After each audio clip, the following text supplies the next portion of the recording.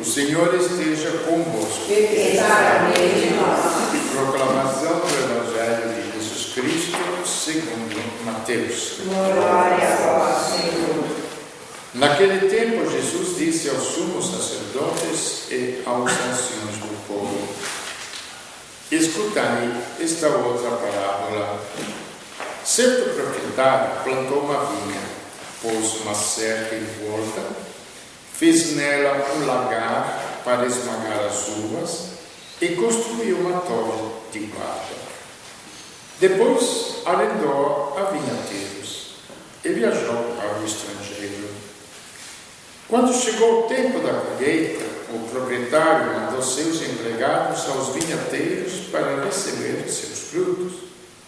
Os vinhateiros, porém, agarraram os empregados, espancaram um, mataram outro e ao terceiro apedrejaram. O proprietário mandou de novo outros empregados em maior número do que os primeiros, mas eles os trataram da mesma forma. Finalmente o proprietário enviou-lhes o seu filho, pensando: ao meu filho eles vão respeitar. Os vinhateiros, porém, ao ver o filho, disseram entre si: este é o herdeiro, vinde, vamos matá-lo e tomar posse da sua herança. Então agarraram o filho, jogaram-no para fora da vinha e o mataram. Pois bem, quando o dono da vinha voltar, o que fará com esses vinhateiros?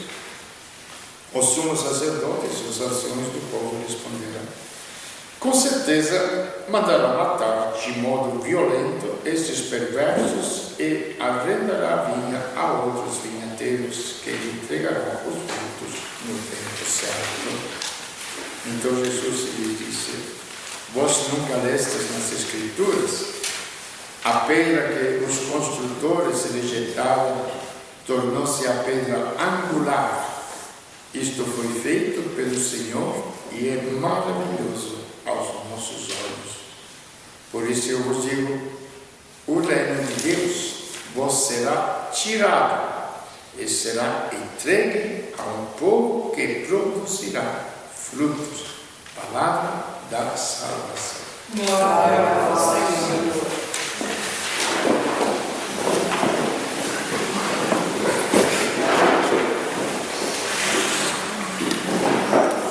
O tema de hoje, vocês podem ver que é bíblico no sentido que fala diretamente ao povo de Israel, ao povo judeu, que foi um povo escolhido por Deus entre todos os povos, começando por Abraão.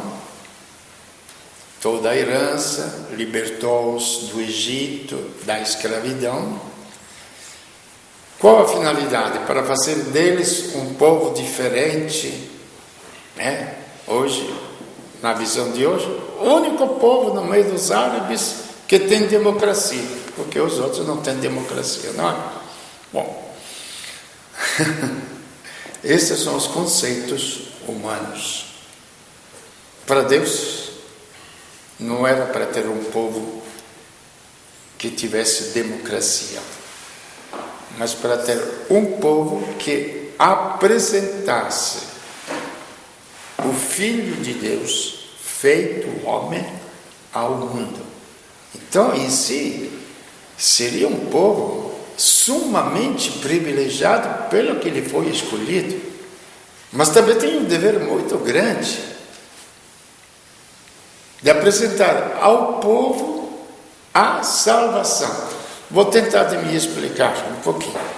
Na medicina, num grande hospital, milhares de lugares, etc., um monte de médicos, você constitui um centro de pesquisa, não é?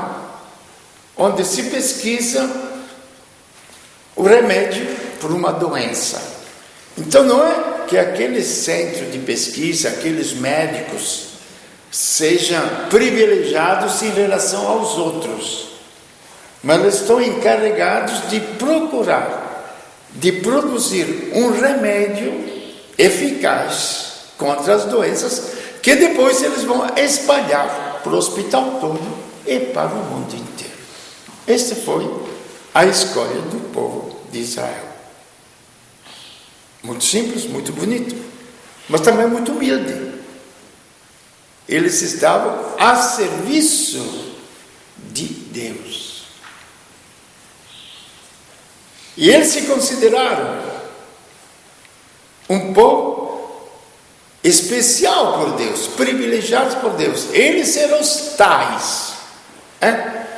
Imagina se os pesquisadores, no lugar de trabalhar na pesquisa, etc., ficassem lá: eu sou pesquisador aqui dentro do hospital, vocês são faxineiros, vocês estão limpando os banheiros, vocês são enfermeiros, vocês estão cuidando da caca dos doentes, vocês estão cuidando toda da sujeira, das cirurgias, do sangue. Nós somos pesquisadores, mas de pesquisa não faz absolutamente nada, só recebo um bom salário, não é? E assim aconteceu. Por azar, pelo famoso pecado que existe na cabeça das pessoas humanas, que o povo, tanto que fala dos sumos sacerdotes e dos anciãos. Os anciãos eram os líderes do povo. Eles se apropriaram da palavra de Deus, da mensagem da salvação, não somente isto, mas aquele que eles deveriam, veja como é o contrário, vamos ver bem claramente, porque depois na prática isto acontece conosco, com os cristãos, tranquilamente. Aquele que eles deveriam apresentar ao mundo, Jesus Cristo, aquela pessoa, como ele era contra todos os vícios do povo de Israel, Jesus mesmo falou a vocês, falou aos apóstolos: não podem fazer nada, eles não vão fazer nada. A mim sim, porque eu revelo todos os erros deles. E ninguém gosta, Ninguém gosta que jogue na cara tudo que você aprontou, tudo que você fez de mal. Se torna inimigo, não somente.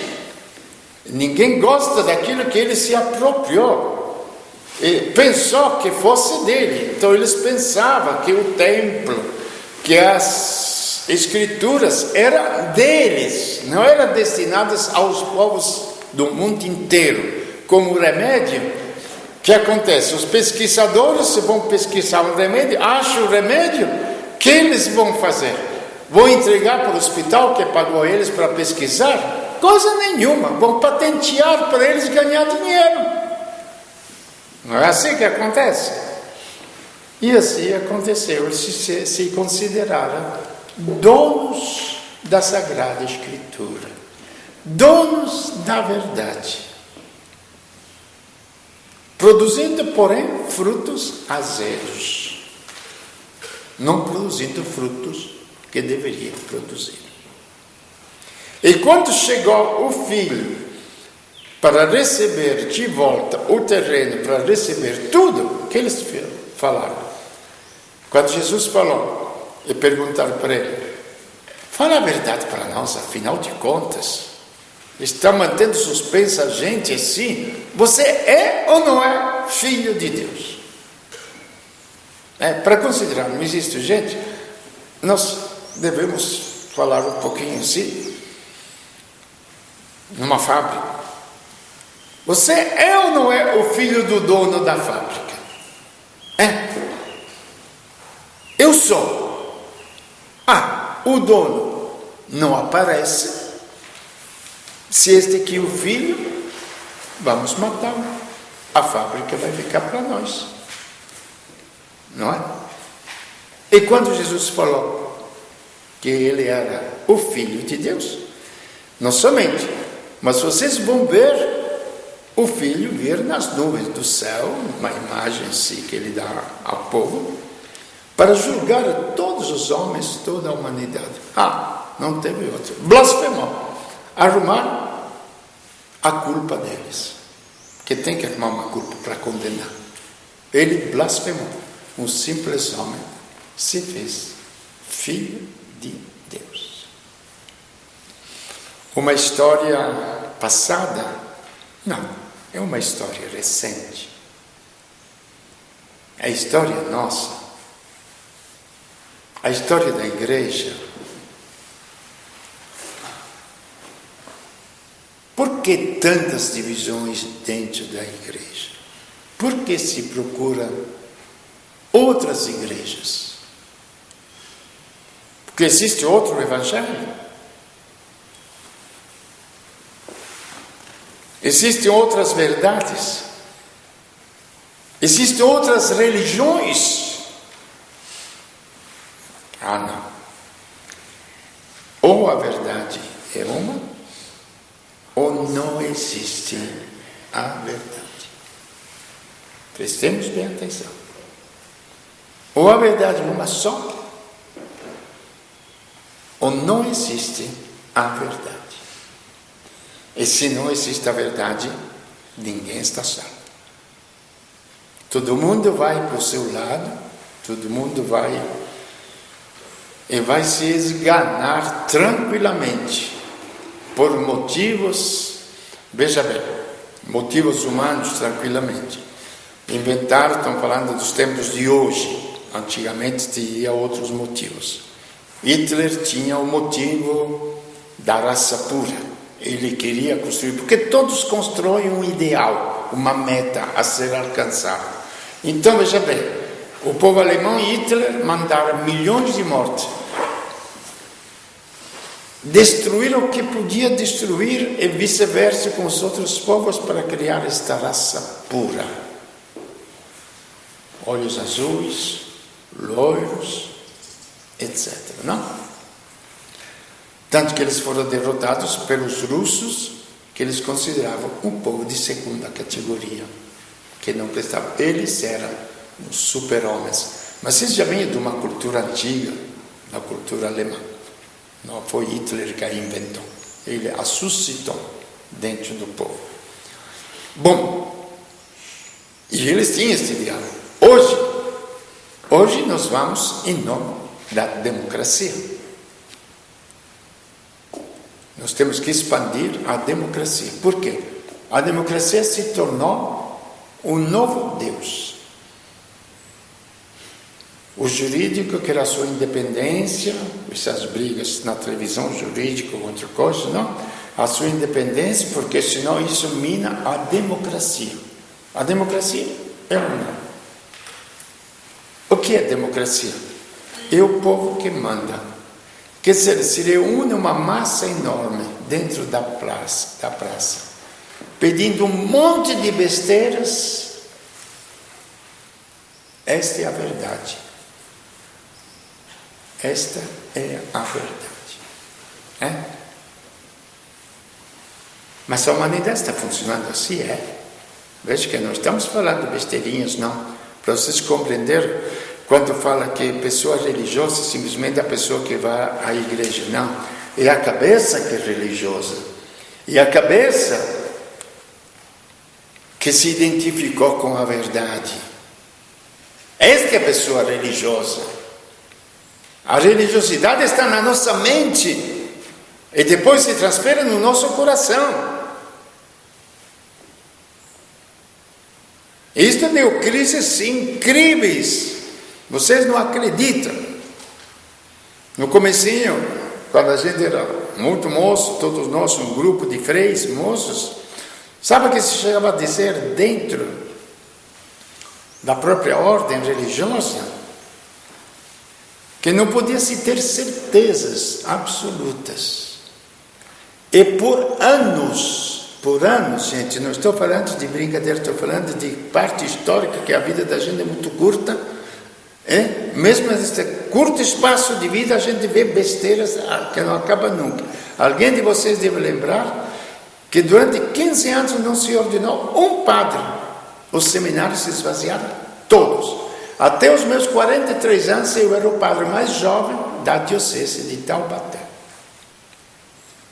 até os 43 anos. Por quê?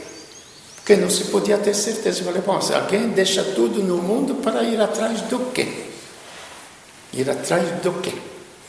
Nos seminários, não sei como é que está agora a situação. Nos seminários era a mesma coisa. Eu fui pregar um retiro aos freis lá, os seminaristas em Curitiba, e tinha ido embora 2 rapazes que eu tinha conhecido, muito bonzinhos assim. Falei, por que eles foram embora? Pelo mesmo motivo que nós ficamos aqui. Falei, como? O mesmo motivo que nós ficamos aqui. Eles não sabem porque foram embora, nós não sabemos porque estamos aqui. É mole.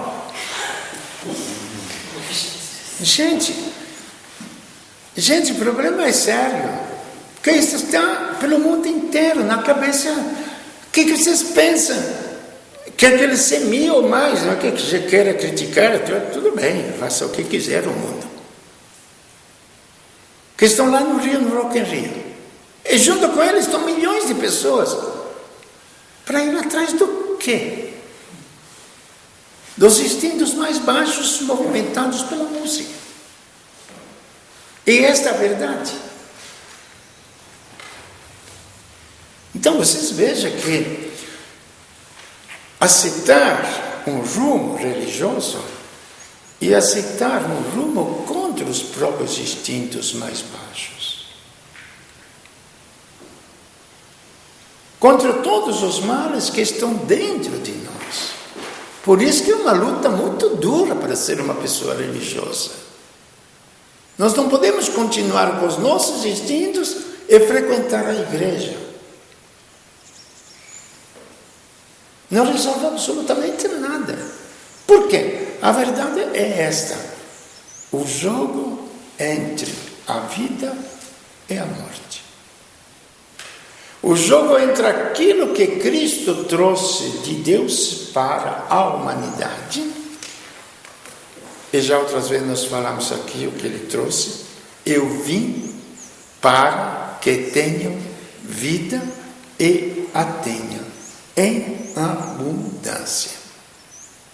Esta é a finalidade pela qual Cristo veio à terra e Deus, o Verbo, se fez carne conosco. Para colocar uma injeção de vida que a terra não possui. Então aqui entra um jogo. O que é a vida? Vocês sabem me definir o que é a vida? Eu não sei. Mas pela vida eu ando. Se eu tiver vida, eu penso. Se eu tiver vida, eu trabalho. Se eu tiver vida, eu namoro. Se eu tiver vida, crio uma família. Se eu tiver vida, uso a minha inteligência. E a fonte de todos os nossos atos é algo invisível? Eu não vejo dentro de mim o que é a vida. A vida não é um órgão. O órgão, o coração, mantém viva a própria vida. O fígado ajuda a funcionar a vida biológica. E aí por diante. Mas a vida é um princípio absolutamente invisível. É o princípio que Deus colocou dentro da humanidade e depois, com Cristo, trouxe mais uma dimensão de vida, que é a sua própria vida para os homens. De maneira que pelos frutos se conhece se a pessoa é religiosa. Só. Porque a vida é como a seiva dentro de uma planta. A seiva é a mesma coisa. Nós temos aqui várias plantas, castanheiras, frutas, alface. Cada semente é diferente. Mas a seiva é a mesma, não é? Ela tira os alimentos da terra, do sol, da chuva, e depois dá frutos diferentes. Mas se não tiver seiva, vai dar fruto, seca. E quem trouxe esta seiva ao mundo é Cristo. Ele que alimenta todo homem. Então Deus está pedindo muito de nós? Não. Está oferecendo tudo para nós. Tudo. Você não tem a vida, eu te dou a vida. Você não tem dinheiro, eu te dou dinheiro. Você tem sede, eu sou a água. Você morre, eu sou a vida, eu sou a ressurreição. Você é o doente, eu sou o remédio. Você é o paciente, eu sou o médico. O que a gente quer mais? Não, nós queremos ser os donos do mundo. E depois o que acontece? Que no mundo inteiro a gente fica se apropriando das coisas do mundo, mas esta é outra conversa que podemos ter outra vez. Entende? Aonde vem todos os egoísmos, todas as guerras, que falamos em nome da democracia, não? A democracia, na Síria, estão matando um monte de gente, não é? A União Europeia, os americanos foram lá, que nada, não tem petróleo, só tem pedras, não? Você conhece a Síria? Foi? Só tem pedras lá. Chegou lá perto. Deve ser mais ou menos como a minha terra no sul. Só tem coisa. Entende? Lógico, não vai nada. Na Líbia tinha o ditador, a democracia. Aí eles foram lá bombardear, matar, etc. Tudo. A democracia agora mostra tudo o que os outros faziam de errado. Por quê? Lá tem petróleo.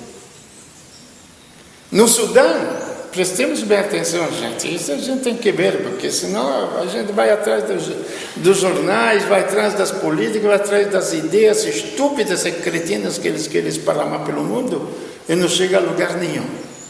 No sul da África se mataram milhões de pessoas na maior pobreza. Fora lá, na Somália, a mesma coisa. Fora lá, coisa nenhuma. Não tem petróleo. Não tem petróleo. Então veja como os homens, na realidade, estou falando como comunidade em geral, e em particular para nós. Depois terminando. Vou ler para não...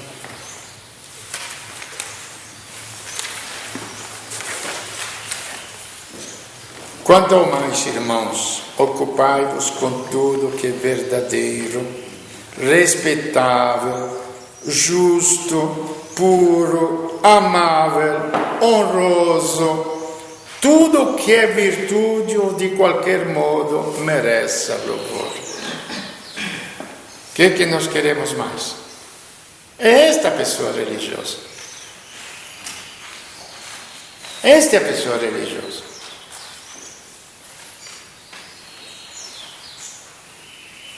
Por quê?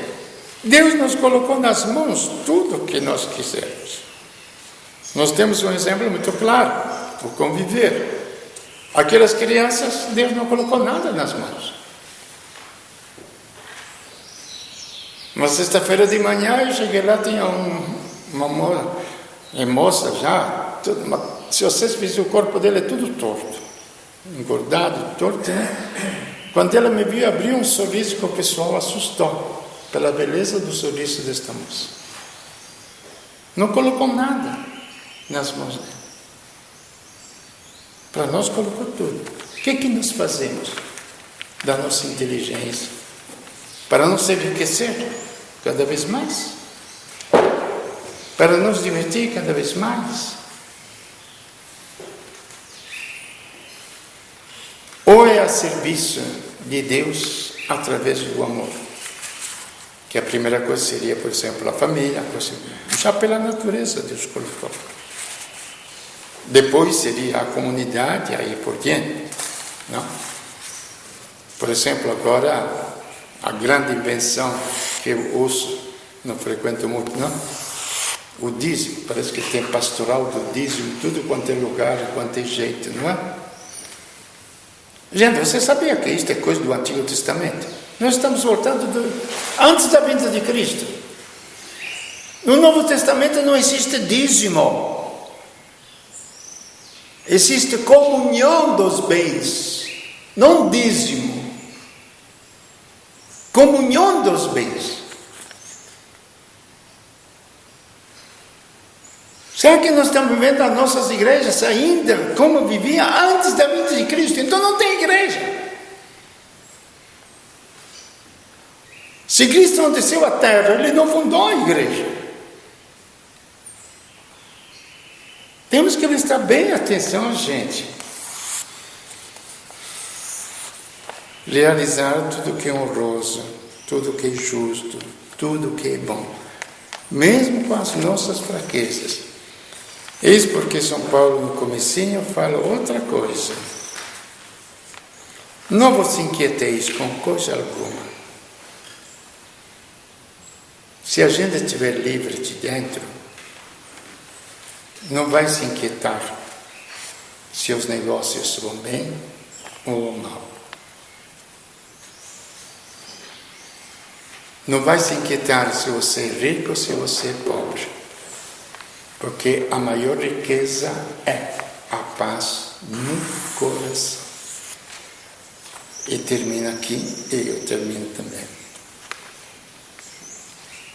Praticai o que aprendeste e recebeste de mim, o que de mim vistes e ouvistes. Não estou falando do Vitória, não, pelo amor de Deus. Foi São Paulo que fala. Assim o Deus da paz estará convosco. E perceberemos que tudo fora Deus é supérfluo.